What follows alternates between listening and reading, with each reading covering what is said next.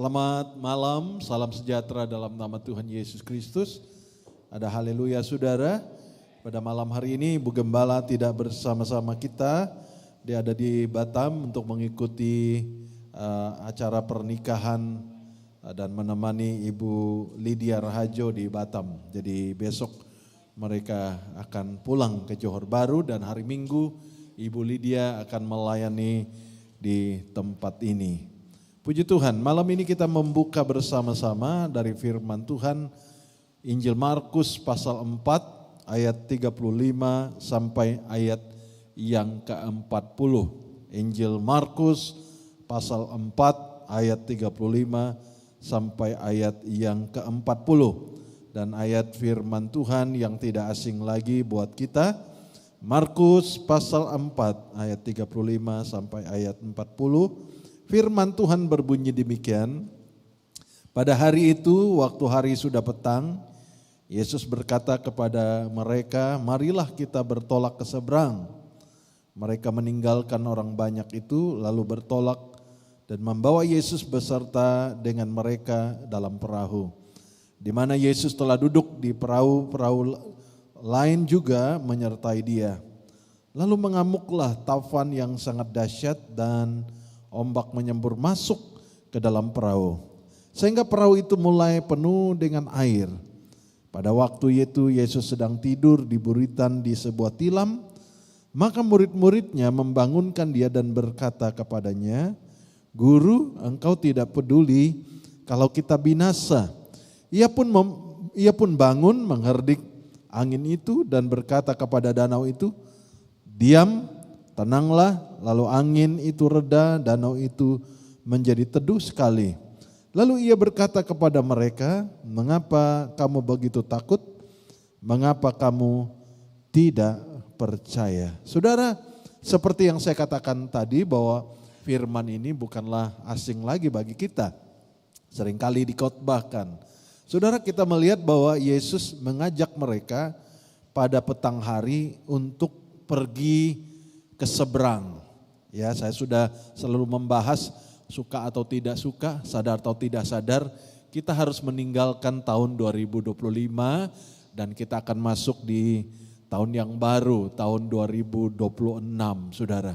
Tidak peduli apapun kenangan tahun 2025 ini, atau apakah ada kenangan yang baik, kenangan yang manis, keberhasilan, apapun itu, kita harus meninggalkan dan kita menuju ke satu fase yang baru.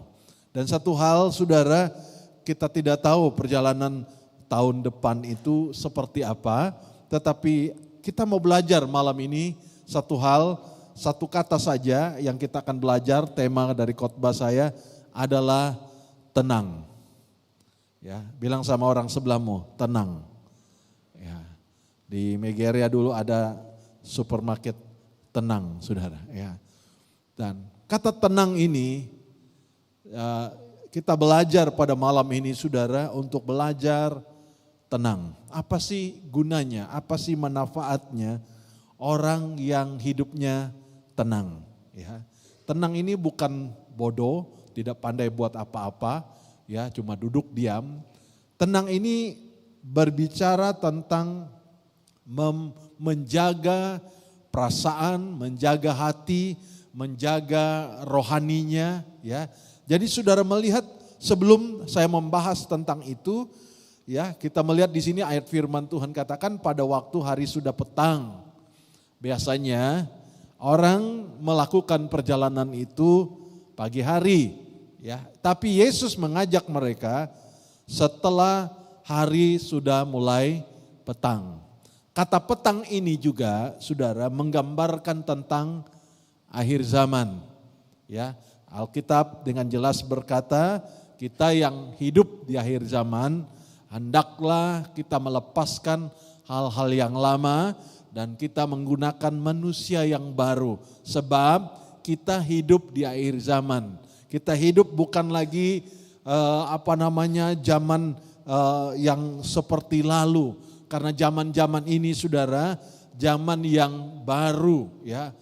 Kalau renungan Pastor David Erson sempat mengirim kepada saya dia membahas dulu handphone Nokia, ya handphone Sony Ericsson, ya Motorola. Siapa yang tidak kenal zaman itu, saudara? Anak yang sekarang mungkin tidak tahu, tetapi zaman itu rata-rata orang memegang handphone yang namanya hari ini tidak muncul. Sony Ericsson, Nokia, ya Motorola, ya. Waktu itu saudara, itu jenama yang famous. Tetapi satu hal, kenapa dia tidak bisa bertahan sampai sekarang? Karena dia masih mempertahankan cara yang lama. Ya, dia tidak mau ikut cara yang baru. Generasi sekarang lebih ke namanya smartphone. Kalau dulu hanya angkat telepon, SMS, ya zaman itu paling hebat pun main game ular, ya itu saja paling hebat. Tapi sekarang, ya kalau dikasih anak kita dia bilang tak guna itu, ya tak ada malu mau bawa itu, saudara. Nah, Sony Ericsson, Nokia, Motorola, kenapa mereka tidak bisa bertahan? Karena tidak mau berubah, ya.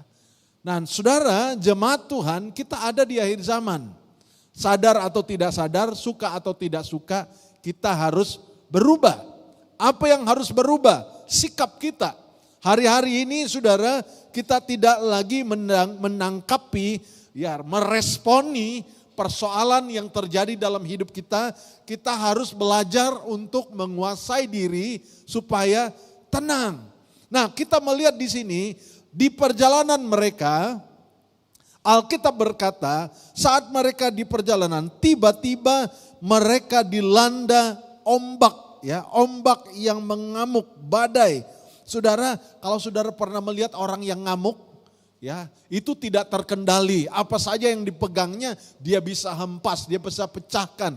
Saudara pernah lihat sapi ngamuk? Ya, apapun dia tabrak, saudara, dia tanduk semua. Ya, orang yang ngamuk enggak bisa dinasehati, saudara. Kalau saudara dekat-dekat dengan orang ngamuk, saudara pun dia bacok. Saudara pun dia kasih parang, saudara. Nah, orang yang ngamuk itu tidak terkendali. Bayangkan yang ngamuk ini, saudara, badai. Ya, dikatakan mereka meninggalkan orang banyak, lalu bertolak dan membawa Yesus dan seterusnya. Lalu ayat 37, lalu mengamuklah taufan. Saudara, baru-baru ini terjadi badai di Filipina. Ya, tidak peduli rumah seperti apa, kalau badai itu sedang mengamuk, tidak ada yang bisa bertahan. Nah, yang mengamuk ini, saudara, bukan kucing. Yang ngamuk ini bukan anjing, yang ngamuk ini badai. Tidak ada tanggung-tanggung, saudara. Badai itu mengamuk. Dikatakan, lalu mengamuklah taufan yang sangat dahsyat. Bukan mengamuk angin sepoi-sepoi basah, bukan, saudara. Ini yang mengamuk ini taufan, badai, ya, yang sangat dahsyat. Saudara bisa melihat saat itu badai datang, yang tadinya terang tiba-tiba gelap dan disertai dengan petir, disertai dengan angin yang kencang.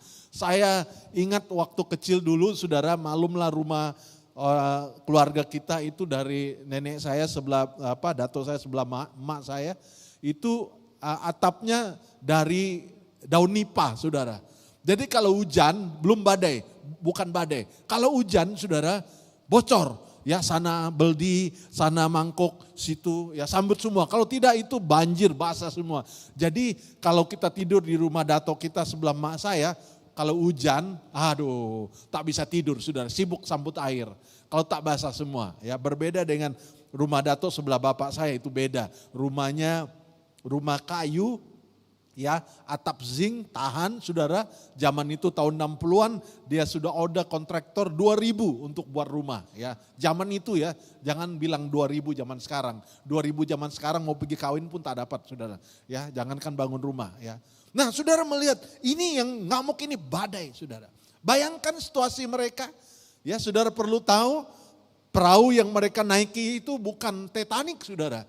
Ya, perahu yang mereka naik itu bukan kapal tanker, bukan. Perahu yang kecil. Maklum zaman itu belum ada teknologi zaman sekarang yang boleh buat kapal besar. Zaman itu saudara dengan tangan yang manual mereka membangun sederhana sekali menurut kita. Tapi bagi mereka itu perahu yang sudah canggih waktu itu. Tetapi dibandingkan dengan badai yang melanda tidak ada compare, tidak bisa lawan saudara.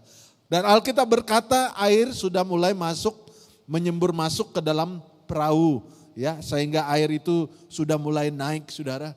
Kira-kira ya apa yang akan mereka hadapi pada waktu itu yang ada di benak mereka? Apa saudara?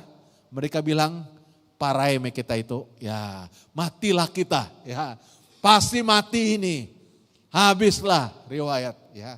Oh, enggak mungkin selamat. Dan akhirnya mereka sadar ada Yesus bersama dengan mereka. Dan mereka mulai membangunkan dia dengan kata-kata yang sangat, ya mereka katakan, Guru, engkau tidak peduli. Ya. Padahal kalau mereka tenggelam, Yesus ikut enggak dengan mereka? Ikut. Tapi kata-kata mereka, Guru engkau tidak peduli. Ya. Seringkali saudara saat kita mengalami badai yang selalu di benak pikiran kita, kenapa ini Tuhan tidak peduli? Ya. Saudara ingat baik-baik, kadang-kadang Tuhan mendidik kita dengan cara yang menurut kita tidak masuk akal. Tuhan mengajar kita untuk belajar tenang. Sebab saat Yesus bangun, Yesus katakan, diam, tenanglah. Saudara, tadi pagi saya ajak anak saya pergi minum kopi. Saya biasanya suka minum kopi di tempat yang bising sekali. Ya. Ketawanya no control, saudara. Panggil kopi teriak-teriak. Wah, itu paling suka. Saya suka di sana. Ya. Tapi anak saya stres dia. Didi, ya tak maulah ikut. Tapi gara-gara mau temanin saya, dia ikut saudara. Ya. Saudara, di kedai kopi itu enggak ada yang diam. Bicara dengan kawan itu suaranya harus besar. Ya. Kemarin kita bahas sedikit, ya Iban dari mana? Ya, kalau Iban di Penalaman itu suaranya tinggi. Kenapa? Karena sana kan batu karang, suara air kuat. Jadi harus panggil-panggil, Menyade. Ya, jadi jangan panggil slow-slow, dia tak dengar. Jadi pergi bandar pun dia masih terbiasa seperti di kampung. Ya. Di gunung mau teriak mana ada telepon saudara. Dari satu gunung pergi ke gunung yang lain. Dia harus teriak bicara. Dan budaya itu masuk ke bandar masih pakai saudara. Masih terbiasa. Karena apa? Volumenya sudah terbiasa. Ya. Beda kalau ibannya saudara yang mungkin bukan di pergunungan. Bukan di pendalaman. Nah, itu biasanya mungkin logatnya lebih slow saudara ya. Abang ipar saya orang Chinese, ya istri kakak saya bilang sama dia gini, kamu tuh cakap sama kawan seperti gado. Ya. Kenapa? Suaranya besar saudara. Nggak ada slow-slow saudara. Ya. Dan saudara, jadi waktu mereka melihat keadaan mereka berteriak saudara. Mereka berteriak, saya tidak tahu bagaimana mereka berteriak sampai mereka teriakin Yesus. Guru, kamu tidak peduli kita binasa. Tapi luar biasa apa kata-kata mukjizat yang luar biasa. Yesus katakan apa? Diam, tenanglah. Saudara, di tengah-tengah badai seperti apapun besar badainya, belajar untuk diam dan tenang. Seringkali saat pertengkaran terjadi, ya, kalau kita tidak belajar untuk diam itu bukan kalah saudara. Diam itu bukan tidak kuat. Diam dan tenang itu orang yang hebat, dapat mengendalikan, mengontrol, menguasai. Sebab orang yang tidak diam, saudara lihat orang yang di jalan raya dia ngamuk. Ya, waktu dia pukul orang, pukul pakai itu, wah sudah sekarang semua ada dashcam saudara. Waktu dia pukul, oh sepertinya orang itu kalah. Tapi yang datang berikutnya, yang jemput dia apa? Polis yang jemput dia. Kenapa? Tak terkendali. Ya, Jadi saudara, orang yang tidak dapat dikendalikan selalu rugi. Jadi orang yang diam, orang yang tidak sepertinya tidak melawan, bukan berarti dia tidak kuat. Ya, bukan, tapi dia dapat mengontrol emosinya. Dia dapat menahan, mengontrol. Saudara, kira-kira, enggak kiralah ibu-ibu kah, ya, siapapun saudara. Kalau lagi marah, kira-kira apa yang di benak saudara? Ya, tak potong leher kau nanti. Ya.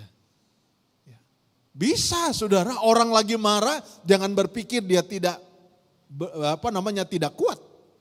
Tidak. Ya, jangan kira dia tidak melawan, kalah, sepertinya dia tidak kuat saudara. Ya, tidak, dia mengendalikan. Ya, satu angkatan dengan saya, classmate saya saudara, ya puji Tuhan saya sudah keluar dari Bandar Limbang, tapi mereka masih tinggal di sana, masih bayat di sana, suka pergi pesta saudara.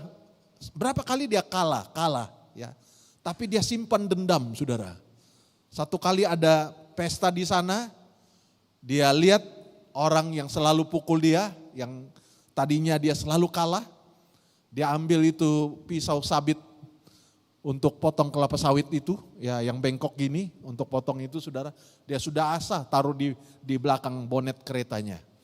Ya, dia pergi ke tempat mereka lagi joget-joget saudara, pisau di belakang. Ya, sampai ke sana, dia cuma bilang, orang itu cuma noleh, cep leher sini, langsung mau putus saudara. Ya. Saudara, kadang-kadang amarah itu ya tidak terkontrol, rugi saudara. Tetapi Yesus katakan diam, tenanglah. Hari ini saudara kita melihat apa sih manfaatnya orang tenang. Orang yang dapat mengendalikan emosi. Saudara mungkin hari ini engkau tidak dendam dengan orang, engkau tidak marah dengan orang, tapi mungkin masalahmu sangat besar, seperti badai yang sedang mengamuk. Sepertinya masalahmu tidak ada yang menolong, tidak ada yang dapat memberikan solusi dalam persoalan saudara. Tapi saya katakan belajar satu hal, diam dan tenang. Kenapa perlu demikian saudara?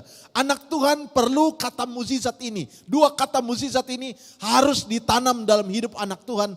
Diam dan tenang. Ya. Diam itu saudara, kita tidak bereaksi.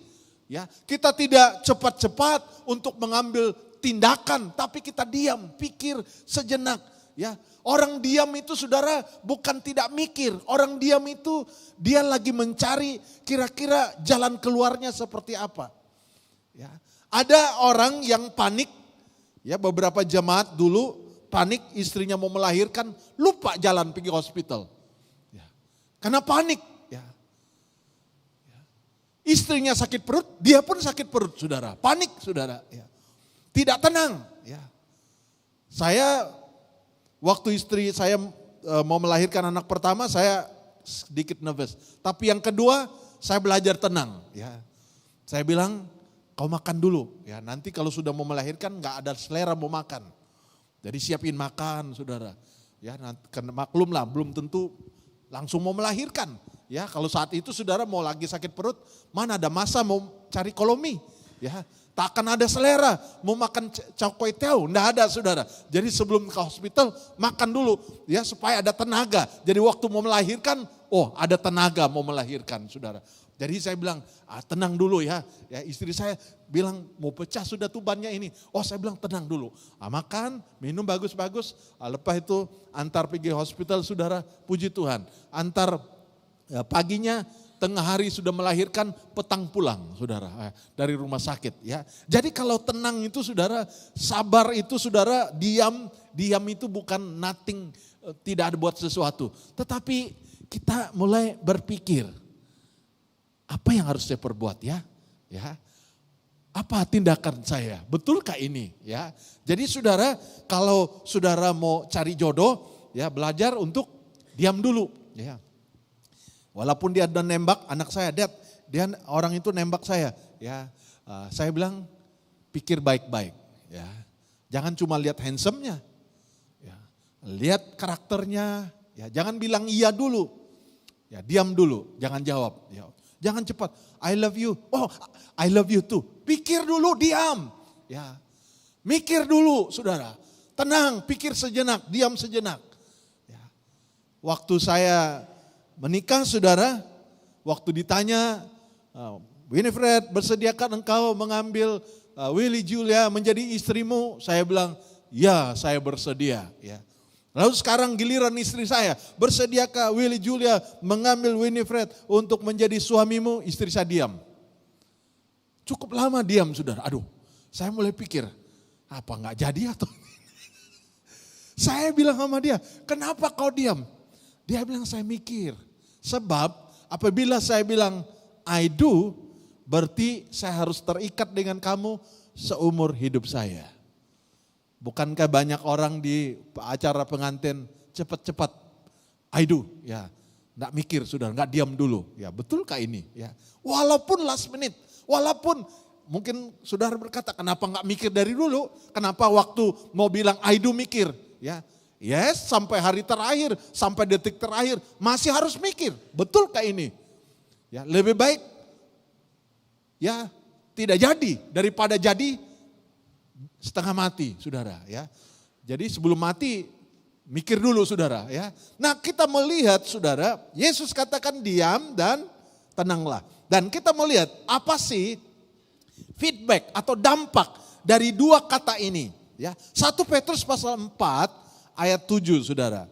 1 Petrus pasal 4 ayat 7. Alkitab berkata demikian, 1 Petrus, surat 1 Petrus pasal 4 ayat 7 berbunyi demikian. Kesudahan segala sesuatu sudah dekat. Ingat, ini sudah pada akhir zaman.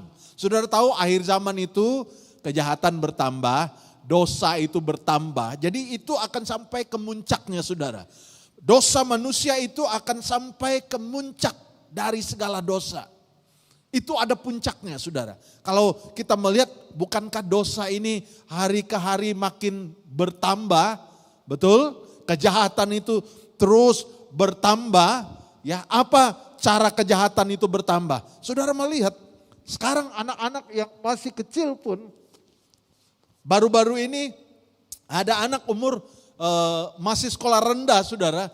Dia ambil pisau dapur, sembelih adik dia, gara-gara apa? Gara-gara gamenya, ya, adiknya terdelete, poin daripada abangnya itu, gamenya itu terdelete, abangnya bilang dia dapat arahan daripada ya game itu untuk bunuh adiknya. Ya, bayangkan, saudara, ini belum pernah terjadi, sekarang bisa terjadi dari umur yang sangat muda. Bahkan di Amerika sekarang mereka lagi bahas tentang rang undang-undang. Orang itu bunuh pacarnya bukan dengan fisik, tapi bunuh pacarnya lewat kata-kata. Kau pergi mati saja, pergi sana terjun, pergi sungai. Lewat kata-kata, sempat pacarnya itu, saudara, keluar dari air untuk menyelamatkan diri. Tapi kata-kata pacarnya, pergi, masuk lebih dalam lagi. Dan orang itu mati. Dan undang-undang apa untuk menghukum orang ini? Karena dia tidak membunuh secara fisik, dengan perkataan, saudara. Jadi sekarang mulai membangun satu undang-undang supaya dalam case seperti ini pun dapat diberatkan kepada pesalah itu, saudara. Ya, bukankah banyak case-case yang terjadi bunuh diri dan sebagainya, dan tidak ada bukti secara fisik orang itu menganiaya, tidak ada. Tetapi dengan perkataan orang itu, ya, pikirannya mati, harapannya mati. Ya, itu sebabnya, saudara, kemuncak kejahatan itu bertambah. Ya, kalau dulu, ya, saya masih ingat untuk bikin kawan kita nangis nggak perlu pukul dia, nggak perlu pukul. Zaman kami, ya. Apa caranya? Ejek dia. Ya. Lama-lama dia nangis, nangis pulang nangis. Ya. Nangis dia, saudara, ya. Kita juga pernah nangis dibully, kawan kita pun kerjain kita begitu, yang dia lebih besar, saudara. Akhirnya kita hancur hati, saudara, nangis kalah, ya. Akhirnya kita bangun, lain kali kita balas. Saudara. Nah, saudara, kejahatan zaman sekarang itu lebih meningkat, akan sampai ke puncak. Sebab Alkitab berkata, 1 Petrus pasal 4 ayat 7 ini berkata, kesudahan segala sesuatu sudah dekat. Handphone kita satu hari nanti saudara melihat akan sampai ke puncak canggihnya smartphone kita ini. Kalau ke depan tidak berguna lagi. Kenapa? Karena smartphone yang ke depan itu lebih canggih saudara. Ya, saya pernah lihat, saya katakan sedang dimunculkan sekarang handphone itu saudara. Sekarang kan kita lihat video call ya di screen. Saudara tahu video call akan datang, telepon akan datang, orangnya muncul di depan. Ya, berbentuk digital. Saudara bisa melihat ke depan, dia bisa melihat saudara. Sepertinya dia hadir, walaupun berbentuk digital, ya seperti LED ini dia muncul. Dia bisa kita lihat saudara. Dan itu akan ke depan saudara. Bahkan orang sebelum membangun rumah, dia sudah munculkan rumahnya. Sudah lihat ya berapa 360, sudah lihat saudara. Ke belakang, ke dalam, ya dia bisa cari dalam, semua komplit sebelum jadi. Ya, jadi teknologi ke depan ini saudara akan lebih canggih lagi ya. Seperti ada lagu gereja yang diciptakan anak saya pakai AI saudara. Nggak perlu recording, nggak perlu bayar orang. Dia sendiri di rumah keluar musik gereja ciptaan terbaru dari Pastor Wilson. Ya walaupun belum famous saudara, tapi udah bisa recording, udah bisa buat ciptakan lagu. Saudara lihat ini kemajuan akan bertambah. Tetapi Alkitab berkata kesudahan segala sesuatu sudah dekat. Jadi artinya the top, sampai ke puncaknya saudara. Ingat baik-baik saat mereka membangun Menara Babel, ya Alkitab berkata mereka mempunyai cita-cita membangun menara itu sampai ke langit. Dan Alkitab berkata ini baru permulaan. Sebab kalau mereka tidak dikacaukan bahasa mereka, apapun yang mereka rencanakan pasti berhasil. Oleh sebab itu Tuhan kacaukan sehingga mereka tidak lagi satu bahasa. Nah saudara, segala sesuatu itu akan sampai puncaknya saudara. Akan sampai ke puncak. Dan kenapa? Apabila sudah sampai ke puncaknya saudara, sudah sampai ke puncaknya. Karena itu dikatakan kuasailah dirimu, jadilah tenang supaya kamu dapat berdoa. Jadi ternyata kenapa Tuhan perintahkan kita untuk menjadi orang yang tenang? Sebab orang yang tenang itu dia dapat berdoa. Kalau orang itu panik, kalau orang itu mudah gegabah, kalau orang itu mudah tidak terkendali, nonsen, dia tidak bisa berdoa. Tak bisa. Tak mungkin saudara. Sebab apa? Iblis dia tahu apabila umat Tuhan berdoa, Alkitab berkata doa orang benar kalau dengan yakin didoakan sangat besar kuasanya.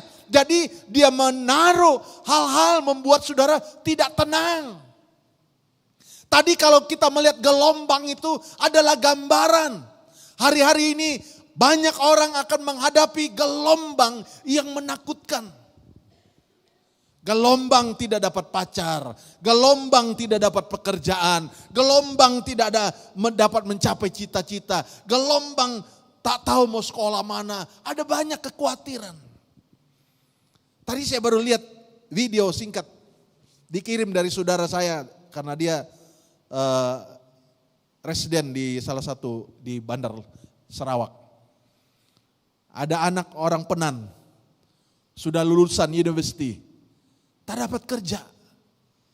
Ya, tak dapat kerja, katanya dulu kalau ada dari Penan, anak Penan masuk ke university, gampang, susah, senang dapat kerja. Sekarang udah berapa tahun dia tidak dapat kerja. Cuma jadi guru sementara. Ya, padahal kelulusannya tinggi. Saudara melihat kesusahan dan saudara pikir bahwa hari depan itu tahun 2026 lebih tenang? Tidak saudara. Tapi anak Tuhan dia memiliki sikap apapun, badai sekalipun, gelombang besar seperti apapun melanda hidup kita, belajar yang namanya tenang. Saat masalah datang, ya terus terang saat kami menghadapi persoalan, wah saya mikir-mikir, gimana ya, duit gak cukup, mau jual kereta ke saya, mau pinjam duit bank kah, ya, anak saya mau sekolah. Pikiran-pikiran itu datang. Tetapi satu hal yang membuat kami ada kepastian, saat kami berdoa bersama-sama, ada ketenangan yang datang, saudara. Ada damai, ada harapan. Itu sebabnya anak Tuhan tahu berdoa, tetapi tidak mau berdoa. Ya. Doa kita, saudara, seperti keset rusak. Kalau boleh cepat-cepat. Ya. Harusnya kita berdoa dengan yakin. Berdoa, orang yang tenang pasti dapat berdoa. Halo? Ya. Kenapa engkau selama ini merasa doamu tidak dijawab? Karena engkau tidak tenang. Kalau engkau tenang, kenapa orang tenang? Orang yang tenang itu, ya, dia tahu itu semua ada di dalam kendaliannya Tuhan. Ya. Badai itu, dukun manakah bisa meredakan badai? Ya. Dukun Malaysia lawan Korea Utara. Pakai batang bambu, saudara. Ya. Masih ingat beberapa tahun yang lalu? Ya. Heboh sampai Korea Utara. Ada dukun dari Malaysia di pantai arahkan meriam bulunya ke Korea Utara. Oh. Saudara, bukan demikian, saudara. Kita saat kita mengalami badai, minta ketenangan dari Tuhan. Jangan sampai panik. Jangan sampai gegabah ambil keputusan. Orang yang lagi panik, orang yang lagi tidak tenang, dia pasti mengambil keputusan yang salah. Keputusan yang tidak benar. Ya. Coba kalau saudara lagi marah. Ya, kalau marah, saudara mungkin bilang, ya, kau tidak tahu perasaan saya. Ya, siapa yang tahu perasaan kau? Ya. Hanya Tuhan Tuhan saja yang tahu perasaanmu. Tidak ada yang bisa paham, saudara. Tapi kita melihat orang yang tenang, orang itu punya relationship dengan Tuhan. Kenapa dia bisa tenang? Karena dia punya pegangan, ada tangan Tuhan yang menjadi harapannya. Karena itu kita melihat, saudara. Alkitab dalam 1 Petrus ini menegur kita, kesudahan segala sesuatu sudah dekat. Karena itu kuasailah dirimu dan jadilah tenang supaya kamu dapat berdoa. Kuasai, saudara. Alkitab juga berkata orang yang menguasai diri seperti pahlawan mengalahkan kota. Ya. Jadi seorang yang mengendalikan diri itu, saudara, seperti seorang pahlawan mengalahkan satu kota. Jadi ini punya dampak yang besar sebenarnya, saudara. Kalau saudara tanya kepada kami, pastor, keluarga pastor pernah gado enggak? Oh, pernah gado, saudara. Gado perang dunia kedua, ketiga, ya saudara, perang dingin, perang, ya tak tahu lagi jenis perangnya seperti apa. Tapi kita tenang dulu, saudara. Banyak kali berpikir, balik kampung lah, sudahlah, ya saya pikir ya udahlah. Tak perlu lagi lanjutkan ya pelayanan ini, ya saya sudah melayani sekian tahun, ya cukuplah sampai di sini saja. Ya lagi marah, waktu itu lagi marah. Tapi waktu kita tenang, kita pikir bodoh sekali ya keputusan itu, ya. Bodoh sekali ya keputusan itu. Orang lagi yang tidak tenang, saudara, keputusannya pasti salah. Karena Alkitab berkata amarah manusia itu mendatangkan dosa. Kalau manusia marah itu tidak akan benar, saudara. Ya, saudara pernah lihat orang lagi marah? Tidak ada perkataan sopan yang keluar. Ya. Jangan berpikir dia lemah lembut, tapi kalau dia marah, saudara tahu apa perkataan yang keluar. Tapi orang yang tenang, pasti perkataannya tidak sembarangan. Betul? Itu sebabnya Alkitab berkata, kuasai diri. Dia tidak suruh kuasai orang lain. Sudah melihat dampak yang luar biasa. Tuhan katakan kuasailah dirimu. Ingat baik-baik. Kalau kita ada sampai hari ini, seperti apa yang kita ada pada hari ini, itu karena engkau sudah menguasai dirimu. Kita belum perfect, kita belum sempurna, tapi kita belajar untuk menguasai diri. Jangan berkata-kata sembarangan, jangan bertindak sembarangan. Kita belajar untuk menguasai diri. Sampai hari ini kita belum sempurna, tetapi kita melatih untuk menguasai diri.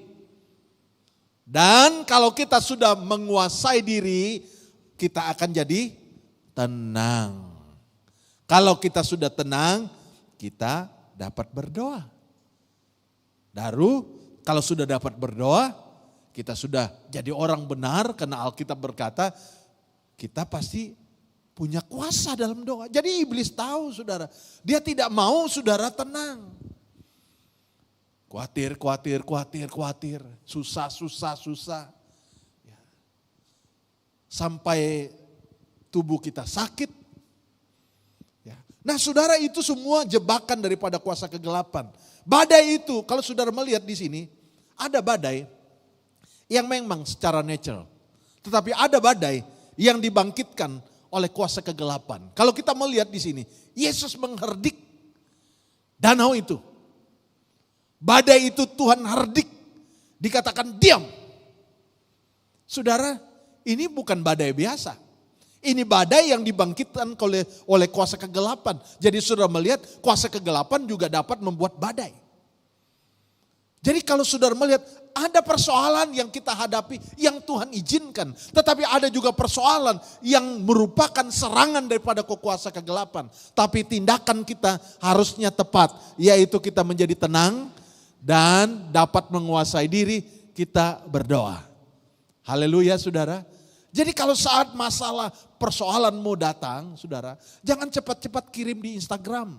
Jangan cepat-cepat kirim di WhatsApp, di grup. Yang tindakan pertama, saudara, kuasai diri. Katakan, bantu dalam doa. Ya. Saudara tidak perlu cerita dari E sampai Z. Tidak perlu. Tetapi saudara mungkin bisa sampaikan itu kepada ibu gembala, bapak gembala. It's okay. Bukan di multimedia. Bukan di Facebook. Saudara, seringkali kami temukan di Facebook. Dia luahkan di Facebook. Dia pikir dato Facebook bisa tolong dia. Ya, nggak bisa saudara. Paling orang kasih angkat jempol. Ya, atau gini. Ya, tidak bisa menjawab. Nah saudara melihat. Tuhan katakan kuasai diri dan jadi tenang, berdoa, dapat berdoa. Nah saudara melihat dalam kitab Kejadian, ada seorang yang orangnya tenang. Kitab Kejadian, pasal 25 ayat 27. Orang ini seorang yang tenang. Saudara lihat hidupnya diberkati luar biasa. Ya. Di dalam Kejadian pasal 25 ayat 27, firman Tuhan berbunyi demikian, Kejadian pasal 25 ayat 27. Lalu bertambah besarlah kedua anak itu. Esau menjadi seorang yang pandai berburu. Ya, Tarzan dia. Seorang yang suka tinggal di padang. Tetapi Yakub adalah seorang yang apa? Nah, saudara baca atau tidak nih? Ya. Yakub adalah seorang yang tenang, yang suka tinggal di kemah. Ya, saudara melihat Yakub itu sebenarnya tidak punya hak untuk dapat hak kesulungan. Bukan dia. Yang mendapat hak kesulungan itu Esau. Saudara, ini bukan kebetulan. Betul, Yakub tipu bapaknya untuk dapat hak kesulungan. Tetapi saudara, itu bukan suatu hal yang kebetulan. Sebab waktu Esau pulang dengan lapar, Yakub waktu itu masak kacang merah. Esau bilang sama Yakub, kasih aku kacang itu 1 mangkok. Yakub bilang begini, boleh, saya boleh kasih kamu kacang, tapi berikan hak kesulungan itu kepada saya. Saudara tahu Alkitab berkata, Esau dia berikan hak kesulungan kepada Yakub, dan Alkitab berkata, demikianlah Esau menganggap enteng tentang hak kesulungan. Jadi sebenarnya bukan hanya karena ditipu oleh Yakub, tetapi secara nuraninya, secara rohani saya katakan, sebenarnya Esau tidak layak untuk mendapat hak kesulungan itu. Ya, walaupun Esau mencari kambing hitamnya, ini gara-gara Yakub lah mencuri hak kesulungan saya. Sebenarnya saudara, dari sikap Esau sudah dicatat Alkitab, sudah menyatakan Esau memberikan hak kesulungan itu kepada Yakub. Kira-kira dia tipu enggak? Yakub nipu Esau enggak? Enggak, saudara. Bukankah sudah perjanjian, Yakub katakan kalau kamu mau makan kacang merah yang saya masak, kasihlah hak kesulungan itu kepada saya. Esau kasih. Karena Alkitab berkata Esau menganggap enteng tentang hak kesulungan itu. Dia tidak menganggap penting hal itu. Jadi waktu hak kesulungan itu diterima oleh Yakub, itu bukan kebetulan. Karena Alkitab dengan jelas berkata, Esau itu seorang yang tidak tenang. Orang yang tidak tenang. Saudara, orang yang tenang itu panjang pikirnya, saudara. Yakub seorang yang tenang. Tidak sembarang ambil keputusan. Pikir. Makanya orang tua saya bilang begini kepada kami dulu sebelum menikah. Kalau mau menikah, pikir. Bukan 100 kali ya, 1000 kali pikir. Ya. Pikir. Ya. Kenapa? Karena 1 kali ambil keputusan, itu untuk seumur hidup. Ya. Dan saya bilang sama anak saya juga, saya bilang sama dia, kalau pilih buah di pasar, kau pasti bolak-balik lihat. Ini buah cantik kah tidak? Ada ulat kah? Busuk kah? Kurang bagus kah? Saudara pasti pilih-pilih lihat dulu. Ya, tak ada saudara tutup mata pilih buah. Buka mata, bagus-bagus. Kita lihat durian saudara. Udah terbuka kah? Belum terbuka. Ya, ini buah baru kah? Atau buah lama? Ya. Di Sarawak dia jual durian. Dia bilang musangking. Padahal bukan musangking. Ya. Tapi dia tipu, mau kasih naik harga. Ya. Waktu dikasih tahu, bukan musangking lah. Sorry lah bos, mau cari makan. Ya. Ada banyak yang tertipu karena tidak tahu. Tidak berpikir, cuma percaya musangking. Dia beli, padahal sampai rumah bukan musangking. Ya. Musang hutan. Ya. Saudara, kita beli buah aja, yang kita cuma makan sebentar, kita pilih sebaik mungkin. Apalagi masalah pasangan hidup, saudara. Apalagi masalah-masalah yang lain, kita harus pikir betul. Saudara melihat, Yakub itu orang yang tenang. Jadi kalau hari berikutnya Yakub mendapat hak kesulungan, itu bukan sembarangan. Itu bukan kebetulan. Dia seorang yang tenang. Orang yang tenang di mata Tuhan itu berkat Tuhan selalu mengalir. Haleluya. Ya, itu tenang saudara. Sekalipun menurut akal pikiran kita sepertinya tidak ada pertolongan. Tetapi percayalah kalau saudara tenang yang ada di pikiran saudara. Tuhan, engkaulah jawaban dalam hidup saya. Amin saudara. Kita lihat orang yang tenang itu kuncinya saudara. Mazmur 65. Ayat 5 sampai ayat 6. Mazmur 62 ayat 5 sampai ayat yang ke-6. Bunyi firman Tuhan seperti demikian. Mazmur pasal 62 ayat 5 sampai 6. Hanya pada Allah saja kiranya aku tenang. Ya, tenang kita itu ya seringkali orang cari ketenangan itu ke Hawaii, ke Bali, ke naik gunung, ya Gunung Kinabalu. Ya tidak salah saudara manjat, tapi ketenangannya itu bukan forever. Ketenangannya itu sebentar. Saudara ke pantai, is okay, silakan piknik ke pantai. Tapi lepas pulang dari pantai capek, tidak ada ketenangan. Banyak cucian belum selesai saudara ya. Istri saya baru berapa hari ke Batam, baru kemarin ya 2 hari lah besok. Aduh cucian menumpuk saudara. Begitu dia pulang, hilang happy dari Batam sudah lihat baju ya. Ya. Sementara ya. Saudara kemana saja, enjoy kan? Enjoy, tenang, nikmati, pulang, hilang. Damai sejahtera saudara. Cucian banyak. Ya. Ada lagi masalah lain, piring belum cuci, misal kata. Ya. Wah, hilang sukacita saudara, hilang damai. Tapi Alkitab berkata, hanya pada Allah saja kiranya aku tenang. Sebab daripadanya lah harapanku. Jadi ketenangan kita bukan ditentukan di mana saudara. Orang pencen cari tempat tenang, ya tidak ada salah. Tapi kalau tidak ada Tuhan di sana pun tidak ada ketenangan saudara. Mazmur Daud, apa yang kurang pada Daud? Dia raja. Dia boleh cari tempat tempat holiday yang paling bagus buat dia. Dia seorang raja. Tapi Daud berkata hanya pada Allah saja kiranya aku tenang. Badai melanda hidup kita. Cari Tuhan, lari di kakinya Tuhan. Makanya Tuhan memberikan kita contoh supaya kita seperti anak kecil. Saudara, anak kecil itu apa? Banyak hal yang kita belajar.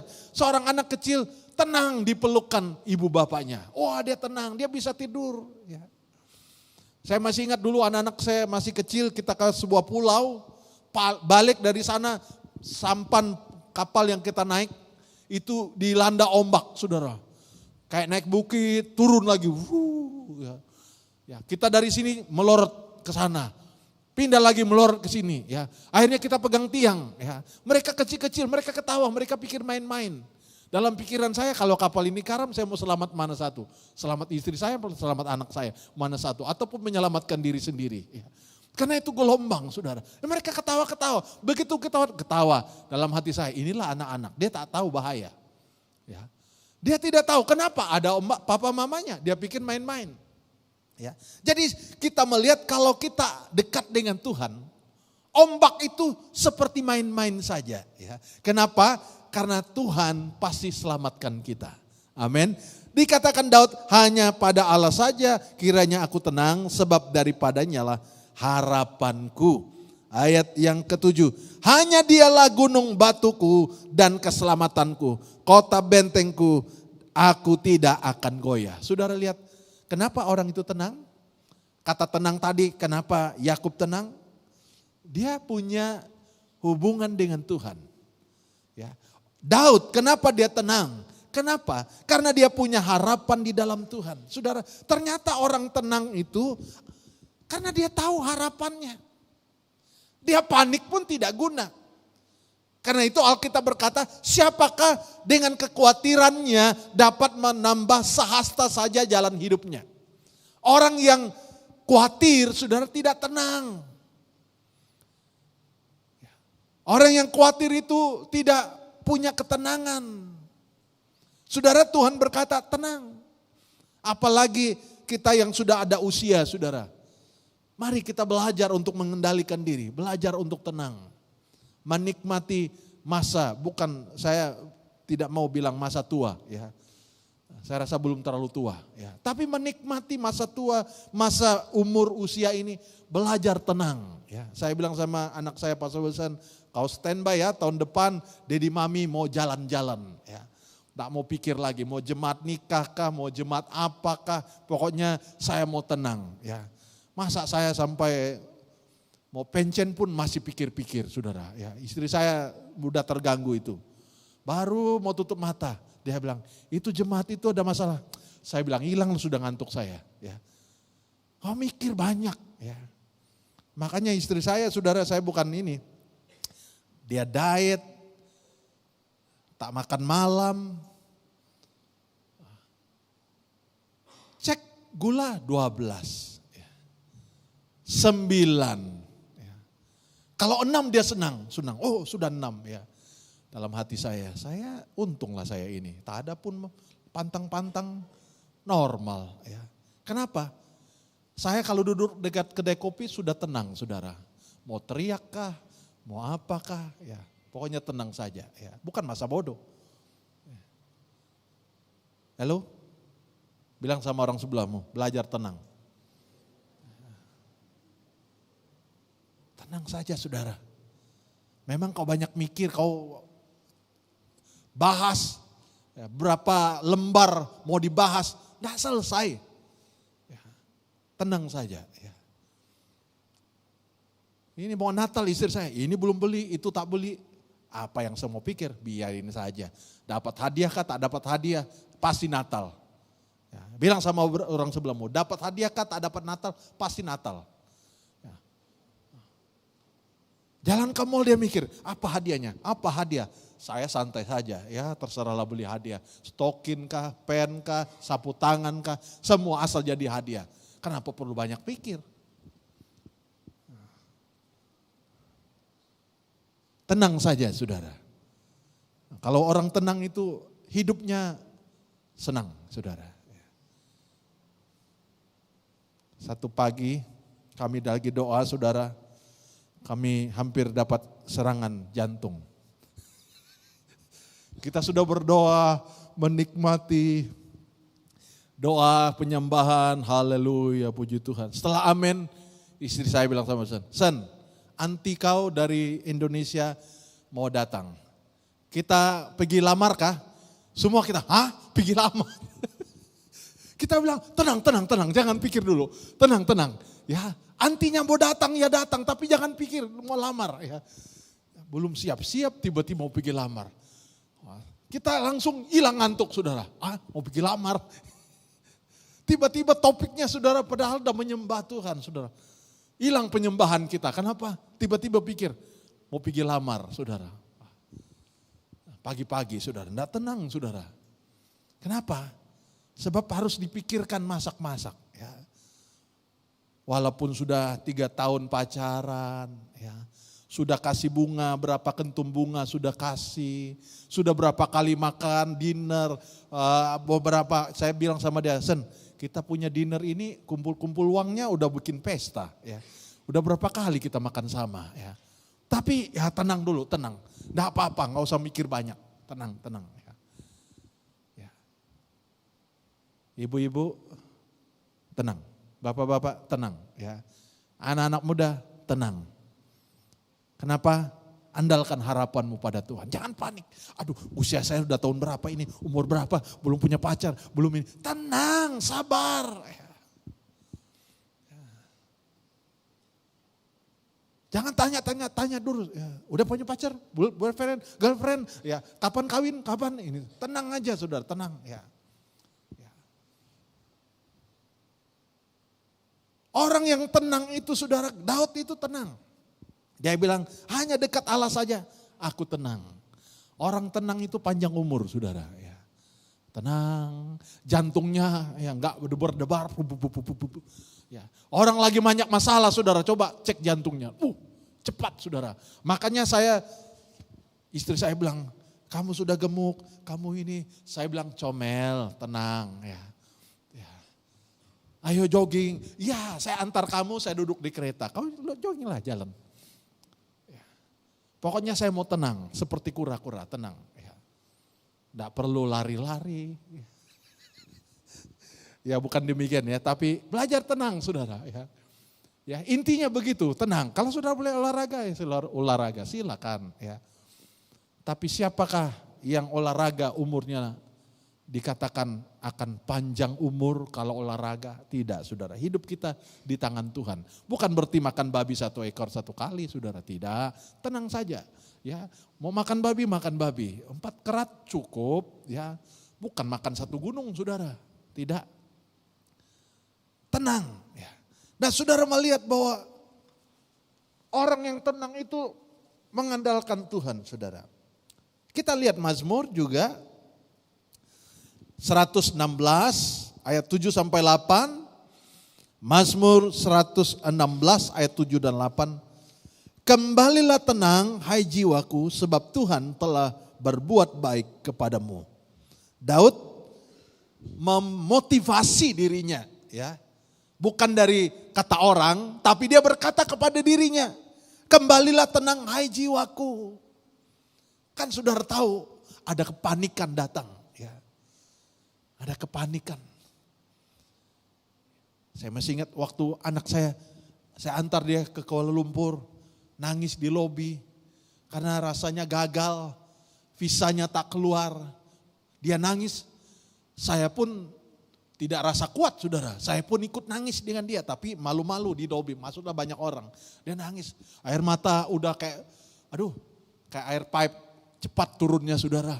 Ya saya pun terharu lihat dia, saya pun nangis. Waktu masuk di mobil, saya bilang sama dia, tadi kita kesini udah berapa kali salah jalan, tapi GPS tidak give up dengan kita. Dia masih tunjuk jalan lagi. Terus kita salah simpang, dia kasih tunjuk lagi. Turn left, turn right, U-turn. Dia terus berbicara sampai kita ketemu. Saya bilang, lihat itu GPS. Kita dari Johor Baru, dia terus tunjuk jalan. Walaupun kita udah berapa kali salah simpang, dia tunjuk terus. Sampai kita ketemu tempat ini. Masa Tuhan tidak tunjuk jalan buat kita? Oh, tenang balik saudara. Tenang balik. Lalu dia bilang, Dad kita pergi makan, udah lapar. Oh iya kita pergi cari makan. Ya. Coba kalau saudara tenang, punya selera mau cari makan? Oh enggak bisa. Begitu saudara telan kayak telan batu saudara. Keras sekali mau makan. Tidak tenang. Ya. Tapi saat tenang, wah ada selera ya makan. Wah tenang. Ingat, ketenangan itu mengajar kita untuk ingat tentang kebaikan Tuhan. Kenapa kita tenang? Dikatakan Mazmur pasal 116 ayat 7. Kembali tenanglah hai jiwaku, sebab Tuhan telah berbuat baik kepadamu. Amin. Ya, saat melihat badai, mungkin engkau sempat panik, sempat ketakutan, tapi kembali berbicara, tenang, tenang. Kalau tahun 2025 kita akan lewati banyak persoalan, banyak lembah air mata, banyak badai. Percayalah tahun 2026 pun Tuhan akan tuntun kita. Ya. Saudara mungkin ramalan tahun 2026 kita tidak tahu seperti apa. Tapi ingat baik-baik, kita sudah melewati sekian tahun sampai hari ini kita masih hidup, kita masih memuji Tuhan. Masa Tuhan tidak dapat tolong kita tahun 2026? Ya. Itu sebabnya seperti apa persoalannya, kita boleh tenang.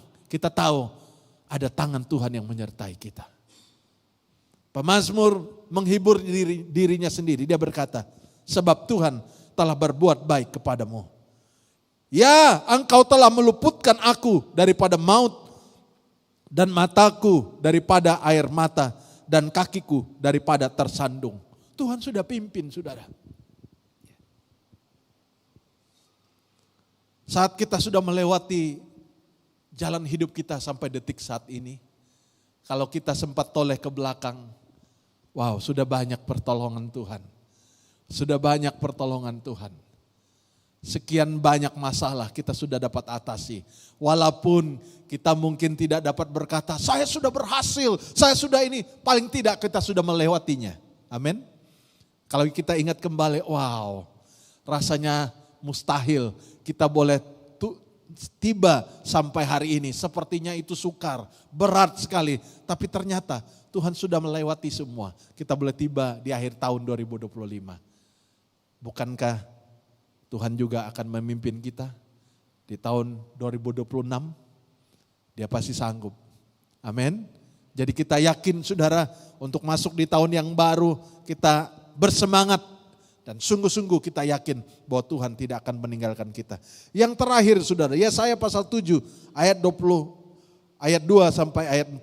Pada waktu itu Raja Aram dan juga musuh mengepung Raja Ahaz saudara, orang Israel waktu itu. Dan Ahaz ketakutan ya karena sudah dikepung. Dikatakan ayat 2, Yesaya pasal 7 ayat 2 dan sampai ayat 4. Lalu diberitahukanlah kepada keluarga Daud, Aram telah berkemah di wilayah Efraim. Maka hati Ahaz, Raja Ahaz dan hati rakyatnya gemetar ketakutan seperti pohon-pohon hutan yang bergoyang ditiup angin. Saudara, mereka waktu itu sudah kekuatan mereka tidak sebanding dulu. Mereka tidak sekuat dulu. Pada saat ini Raja Aram mengepung mereka. Dikatakan Raja Ahaz dan dengan rakyatnya gemetar ketakutan. Tetapi saudara, lihat ayat 3 berkata, berfirmanlah Tuhan kepada Yesaya, baiklah engkau keluar menemui Ahaz.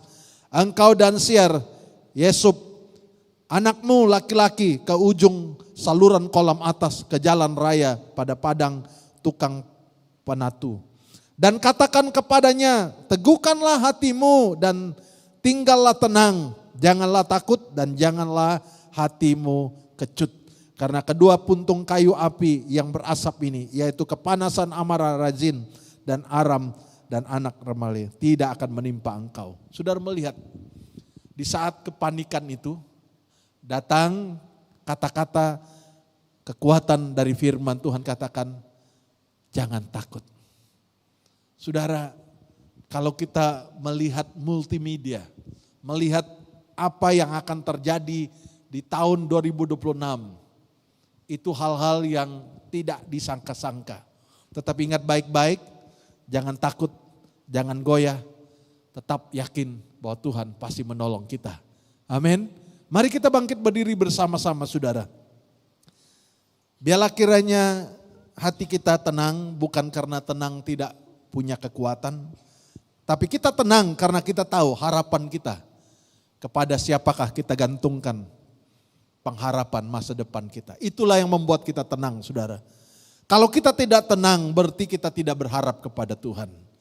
Saudara, pengharapan kepada Tuhan itulah membuat kita menjadi tenang. Dan Alkitab berkata, Tuhan tidak meninggalkan kita. Dia tidak akan membiarkan kita tersandung. Katakannya kepadanya, teguhkanlah hatimu dan tinggallah tenang. Janganlah takut, janganlah hatimu kecut. Saudara, ini bukan berbicara tentang fisik, ini berbicara tentang hati kita, pikiran kita. Biarlah kiranya hari-hari ini kita tidak takut menghadapi badai. Bukan karena kita kuat, tetapi kita punya andalan hidup kita. Haleluya.